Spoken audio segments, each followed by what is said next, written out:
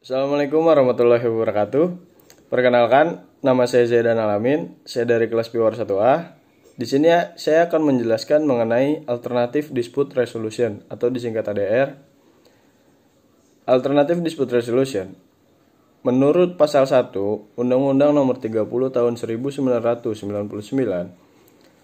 Alternative Dispute Resolution adalah lembaga penyelesaian sengketa atau beda pendapat melalui prosedur yang disepakati para pihak, yakni penyelesaian di luar pengadilan dengan cara konsultasi, negosiasi, mediasi, konsiliasi, atau penilaian ahli.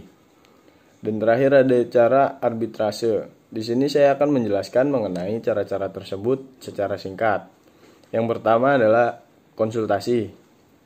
Konsultasi adalah suatu tindakan yang bersifat personal, di mana ada satu pihak yang disebut klien dan pihak lain yang disebut konsultan, di mana konsultan tersebut hanya memberikan pendapat kepada si klien sesuai dengan keperluan dan kebutuhan si klien.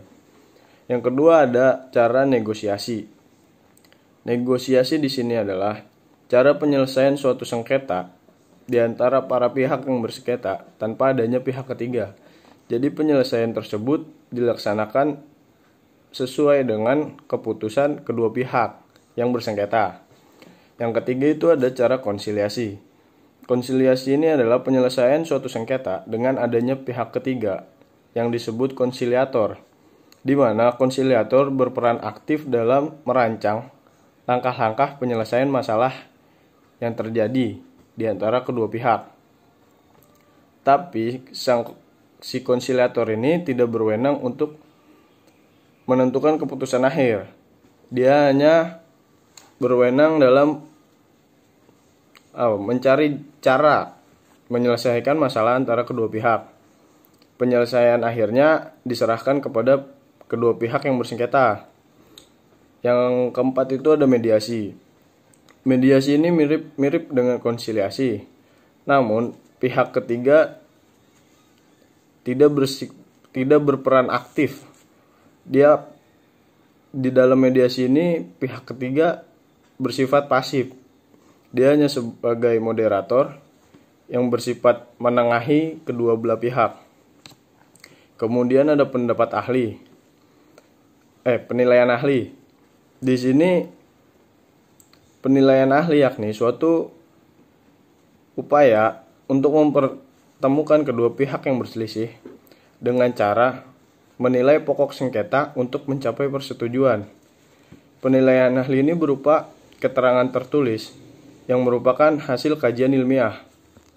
Jadi nanti akan diserahkan kepada pihak yang bersengketa untuk diselesaikan. Yang terakhir itu ada cara arbitrase. Cara ini berbeda dengan cara yang lainnya karena di sini dia lebih mirip atau hampir serupa dengan persidangan atau bisa disebut versi sederhana dari persidangan. Ya, kemudian ada manfaat dari keuntungan di luar peradilan ini atau ADR. Penyelesaian sengketa di luar peradilan lebih menguntungkan ketimbang penyelesaian sengketa melalui jalur peradilan. Jelas. Pertama adalah menghemat waktu. Karena tidak terpaku pada pengadilan, sehingga waktunya tuh lebih fleksibel di antara kedua pihak yang bersengketa. Kemudian ada hemat biaya. Jelas karena kedua pihak yang bersengketa tidak perlu ke pengadilan untuk menyelesaikan masalah, karena bisa diselesaikan secara langsung antara kedua belah pihak. Kemudian ada prosedur pelaksanaannya. Dalam prosedur pelaksanaan ini, kedua belah pihak lebih fleksibel sehingga lebih mudah dijalankan. Kemudian ada apa lagi keuntungannya? Menjaga hubungan silaturahmi, menjaga hubungan baik antara kedua pihak yang bersengketa. Sebab di sini kedua pihak bersengketa berdiskusi secara langsung hingga mencapai keputusan yang sama-sama diterima oleh kedua belah pihak. Sehingga hubungan baik antara kedua belah pihak yang bersengketa tetap terjalin hubungannya. tidak ada yang saling bermusuhan karena keputusannya sama-sama diambil secara bersama. Kemudian di sini saya akan memberikan contoh ADR berupa negosiasi. Saya memberikan contoh di mana ada seorang ibu-ibu ingin berbelanja di pasar. Ibu-ibu ini ingin berbelanja sayur misal. Kemudian dia datang ke sebuah toko di mana ibu ini ingin membeli cabai sebanyak 1/4 kilo. Ketika ditanya oleh ibu-ibu ini, harga yang diterangkan penjual itu tidak sesuai dengan yang ibu-ibu ini inginkan, sehingga sang ibu menawar harga cabai tersebut.